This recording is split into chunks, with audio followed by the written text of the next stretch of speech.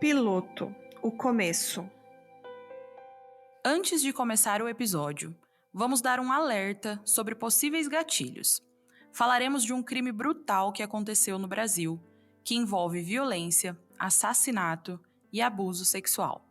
Caso você seja sensível a algum desses temas, pedimos que pare por aqui.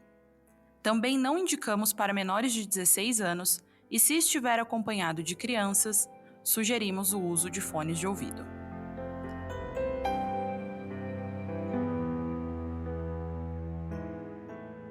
Lucas Vargas Terra era um adolescente de 14 anos que foi assassinado em Salvador no dia 21 de março de 2001. O caso ganhou repercussão nacional e internacional devido aos requintes de crueldade usados na sua morte e principalmente porque os 3 principais suspeitos eram membros da igreja que a família frequentava. O adolescente foi queimado vivo há mais de 20 anos e ainda haviam vestígios de abuso sexual. E até hoje, a família reclama da demora no julgamento dos pastores. Ele foi brutalmente assassinado e até hoje a justiça não foi feita. A vida de 19 anos, meu esposo adoeceu nessa caminhada. Meu esposo ficou 10 anos doente, vivendo o processo, tentando fazer esses homens sentarem no banco dos réus. E a gente chegou a quase 20 anos sem júri popular. Parece assim que o que aconteceu com o Lucas não tem importância para a justiça.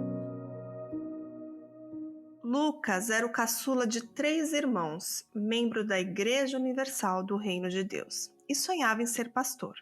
Até agora, somente um dos 3 suspeitos de envolvimento no crime, o pastor Silvio Galiza, foi condenado.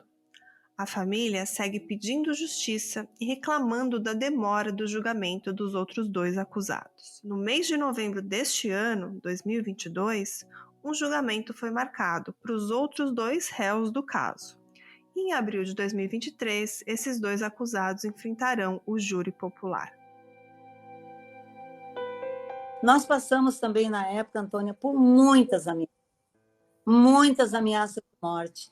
A gente era assim, eu e o Carlos, era 2 pais que perderam o filho de uma forma brutal, que a gente não entendia, e 2 pais que buscavam, de alguma forma, entender o que tinha acontecido. Porque, para nós, nós tínhamos o nosso filho desaparecido, depois aparece num bairro, na Vasco da Gama, né? Porque ele apareceu num terreno baldio, queimado ali, carbonizado num terreno baldio, e até chegar aos culpados, quem tinha feito, quem tinha cometido, isso foi muito difícil.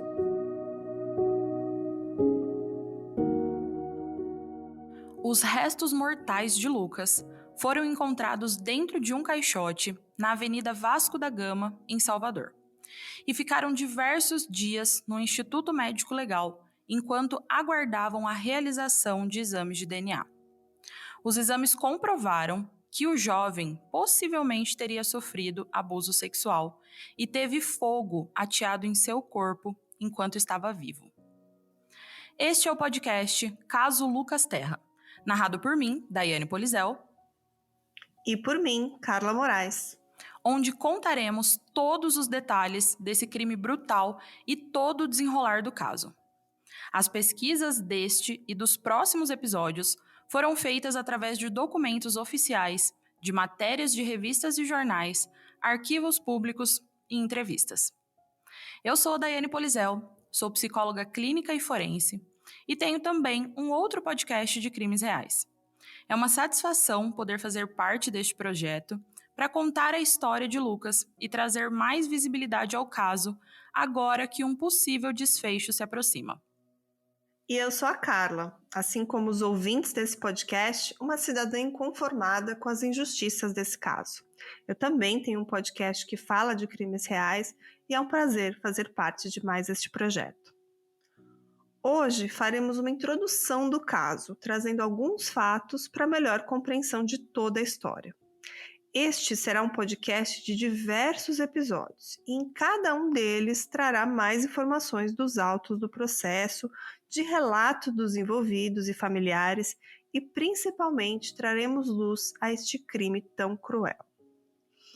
O crime contra o adolescente Lucas Terra aconteceu em março de 2001, dentro de um templo da Igreja Universal do Reino de Deus, no bairro do Rio Vermelho, na capital baiana. A vítima, com apenas 14 anos, teria sido abusada sexualmente antes de ser assassinada, e Lucas ainda foi queimado vivo. Se você não está preparado para esse tema, pedimos que não dê continuidade. Esse caso pode despertar gatilhos e uma sensação de impotência e impunidade, pois é assim que nos sentimos quando escrevemos esse roteiro. Falar de Lucas é difícil. Falar de um menino que foi traído pela sua obediência é bem complexo. E esse traído pela obediência também é o título do livro escrito por seu pai em busca de justiça pelo seu filho. Lucas foi traído pela obediência, amarrado, amordaçado, espancado, violentado e queimado vivo. E nesse livro, o seu pai, Carlos Terra, narra o que a instituição religiosa fez e continua fazendo para esconder o crime. As perseguições, as fugas, subornos, ameaças de morte, denúncias, confissões, depoimentos, inquéritos, indiciamentos, pronúncias, recursos nos tribunais regionais e superiores, e também prisões preventivas, julgamentos e condenações. E hoje, o Carlos Terra está sepultado ao lado do seu filho. Ele morreu em 2019 de insuficiência renal. Mas antes, ele conseguiu colocar em palavras os quase 20 anos de luta pela verdade, pela justiça, e parte das pesquisas desse podcast terá sua obra como ponto focal. Este episódio, como dissemos, é uma introdução ao caso. Alguns de vocês já devem ter ouvido sobre esse crime em outros podcasts ou documentários, e alguns nem devem conhecer esse caso. Porém, o que temos certeza é que vocês não sabem da maioria dos detalhes. Então, a partir de hoje, a cada episódio, vocês vão poder entender melhor tudo o que aconteceu com o Lucas Terra, começando agora.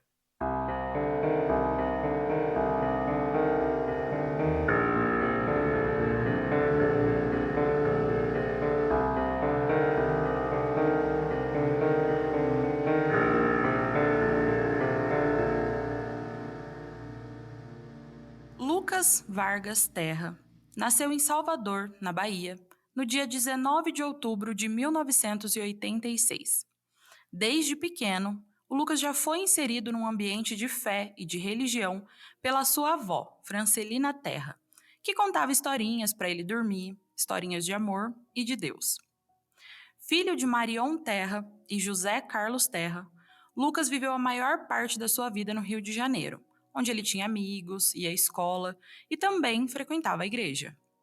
O Lucas gostava muito de ajudar os outros, especialmente quem mais necessitava. Ele, inclusive, tinha o apelido de Anjo de Santa Cruz, porque ele frequentava a comunidade Santa Cruz, onde ele pregava o evangelho e fazia ali boas ações. Lucas tinha 2 grandes sonhos: se tornar médico e se tornar uma autoridade dentro da igreja, como um bispo ou um pastor.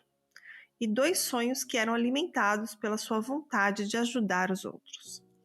Em janeiro de 2001, o Lucas e o seu pai, José Carlos, saíram do Rio de Janeiro para ficarem 3 meses em Salvador, na casa do irmão do José Carlos. E depois eles seguiriam para Parma, na Itália, onde a Marion já estava. E assim como no Rio de Janeiro, em Salvador, o Lucas continuou frequentando a igreja, mais especificamente a Igreja Universal do Reino de Deus.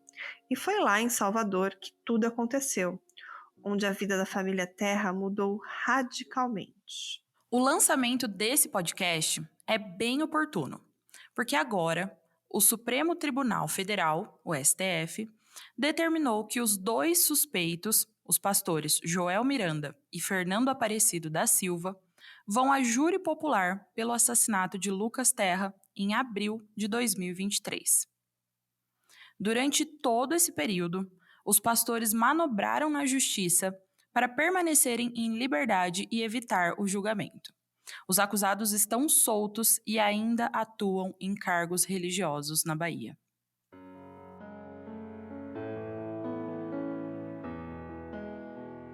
Esse projeto tem o apoio da família da vítima, mas pretende ouvir os dois lados da história.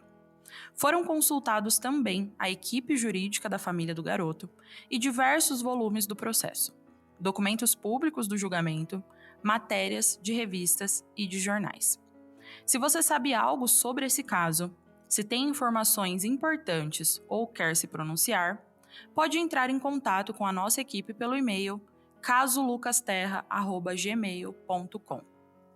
Esse episódio contou com a narração de Carla e Daiane, áudios de Marion Terra, trilha sonora e edição de Micael Souza e roteiro e edição também de Carla e Daiane. A entrevista da Marion foi retirada do canal Na Lata com Antônia Fontinelli, em entrevista dada no ano de 2021. Estamos em diversas plataformas de podcast e você pode ajudar nosso trabalho avaliando e compartilhando. E não esqueça de seguir o nosso Instagram, @casolucasterra. No próximo episódio, vocês vão saber tudo sobre o desaparecimento de Lucas, até o momento em que seu corpo é encontrado e identificado, e algumas informações relevantes da tentativa de encobrimento desse crime. Aguardamos vocês nos próximos episódios. Não se esqueçam de nos seguir na sua plataforma favorita de streaming e avaliar o nosso podcast. Obrigada. Obrigada.